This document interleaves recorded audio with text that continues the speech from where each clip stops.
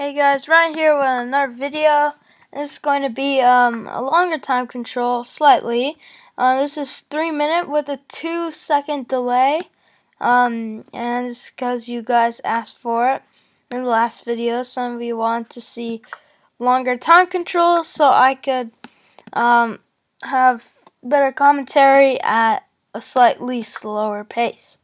So, to start things off in this game, in these positions with the bishop on g2, you always want to try to get f4 in. So I'm going to go knight e1 and then try to play f4. And the reason for f4 is that I want to expand my position and I want to make my bishop active and my rook on an open file. And yeah, so basically once you get f4 in, you just bring your knight back to f3.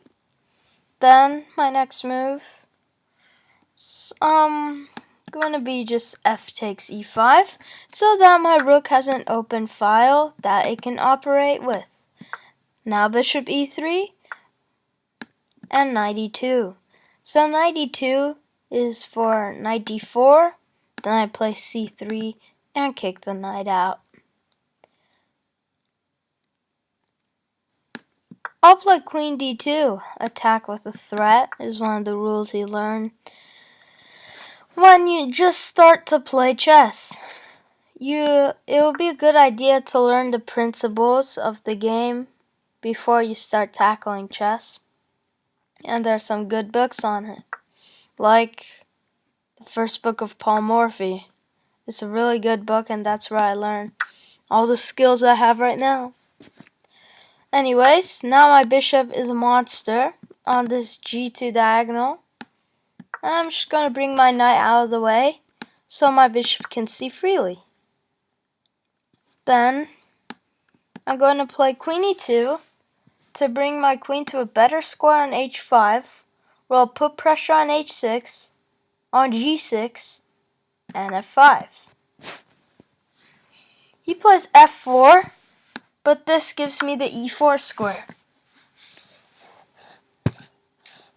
Then I'll move my bishop back. It depends where. I want to stop knight d4, so I'll play bishop f2.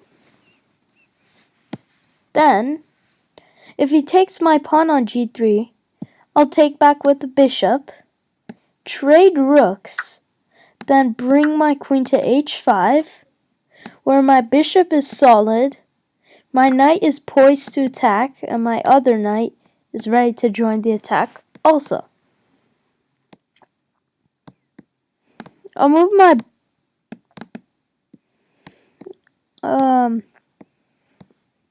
that doesn't work.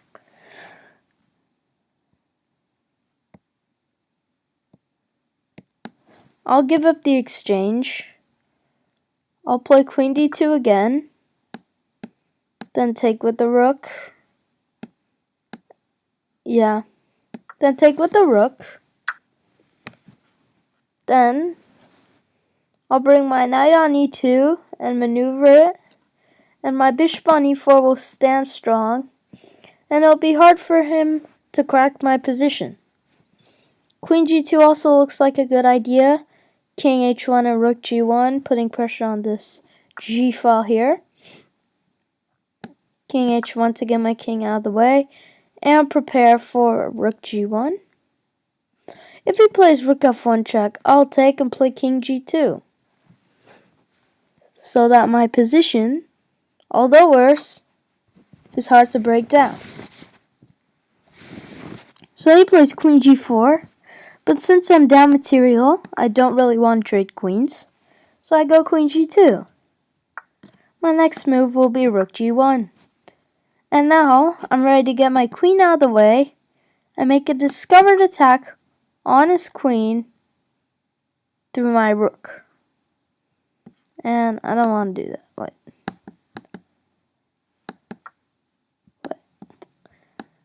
I don't know how to stop the pre-moves on this. So I'll just wait for him to move.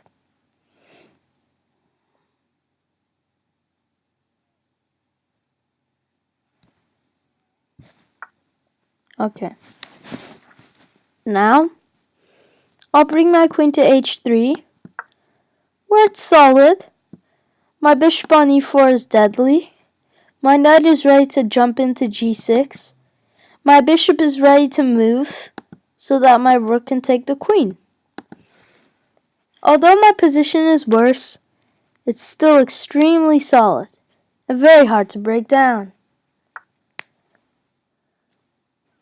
He plays queen f6. Okay.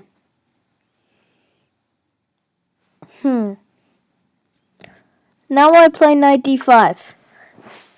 And this has some tactics involved in it.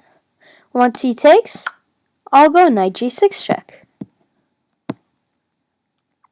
And once he moves his king, I'll go bishop takes e5. And now my minor pieces are overloading his king side. This knight is under attack. This queen is under attack. This rook is under attack. And everything is falling apart for him. Now, I simply take his queen and then play knight takes f8. And then I'll take this bishop with check and take this knight. And now, from a seemingly worse position, I have liquidated into an endgame with a solid pawn up. Now, I strive to trade rooks so that my king will be more free because this rook is harassing me on the second rank. I'm planning to play rook f1 only if he lets me. Rook f1 has been played because he let me. I'll bring my king out to g1. If he plays rook g2 again, I'll bring my king back and then maybe play rook e1 check. But now, since he did not do that, I'll attack his new weakness with a4. And now, I can move a bit more freely, playing rook f4. Now, I won the game on time. So,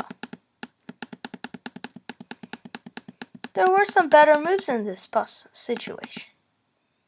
A possibility might have been the crazy move, queen takes h6, where if he takes my bishop, if he takes my queen, that, I believe, is a brilliant checkmate. The king can't go to h7 because bishop takes. That's cool. The king can't go to h8 because bishop takes. And the king has nowhere to go because of the double check. So there's always room for improvements in your position. Here, when you're down, all I did was that I made my position solid and waited for him to make a mistake. In this case, his mistake was queen f6, letting me play knight d5 and knight g6 check.